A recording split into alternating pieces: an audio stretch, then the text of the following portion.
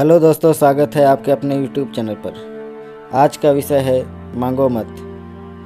किसी राज्य में एक राजा रहता था। राजा अक्सर गांव-गांव जाकर प्रजा और लोगों की समस्याओं को सुनता था और उनमें सुधार की पूरी कोशिश करता था। उसकी कर्तव्य निष्ठा के चर्चे पूरे देशों तक फैले हुए थे। ऐसे ही एक बार राजा किसी गांव में प्रजा की समस्याओं को जानने के लिए भ्रमण पर निकले हुए थे। उसी दौरान राजा के कुर्ते का एक बटन टूट गया। राजा ने तुरंत मंत्री को बुलाया और आदेश दिया कि जाओ, इस गांव में से ही किसी अच्छे से दर्जी को बुला लाओ जो मेरे कुर्ते का बटन लगा दे।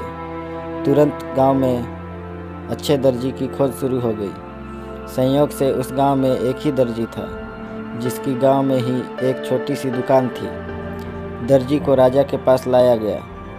राजा ने कहा, मेरे कुर्ते का बटन सिल सकते हो? दर्जी ने कहा, जी हुजूर, ये कौन सा मुश्किल काम है। दर्जी ने तुरंत अपने थैले से धागा निकाला और राजा के कुर्ते का बटन लगा दिया।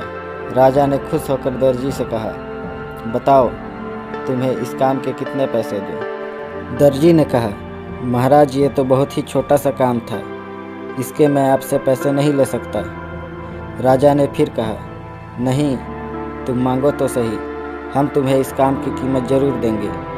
दर्जी ने सोचा कि बटन तो राजा के पास ही था, मैंने तो बस धागा लगाया है, मैं राजा से इस काम के 2 रुपये मांग लेता हूँ। फिर से दर्जी ने मन में सोचा कि मैं राजा से अगर 2 रुपये मांगूंगा तो राजा सोचेगा कि इतने से काम के इतने सारे पैसे मांग रहा है। कहीं राजा ये ना सोचे कि बटन लगाने के मेरे से 2 रुपये ले रहा है तो गांव वालों से कितना लेता होगा ये दर्जी। यही सोचकर दर्जी ने कहा, महाराज, आप अपनी स्वेच्छा से कुछ भी दे दें। अब राजा को भी अपनी हैसियत के हिसाब से देना था ताकि समाज में उसका रुतबा छोटा ना हो जाए। यही सोचकर राजा ने दर्जी को 2 गांव देने का आदेश दे दिया।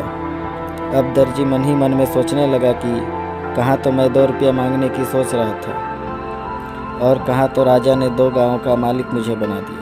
दोस्तों, हम लोग भी उस दर्जी के समान अपनी क्षमता से सोचते हैं और भगवान से कुछ ना कुछ अपनी हैसियत से मांगते हैं, लेकिन क्या पता ईश्वर हमको उनकी देने की क्षमता के अनुसार कुछ अच्छा और बड़ा देना चाहता हो।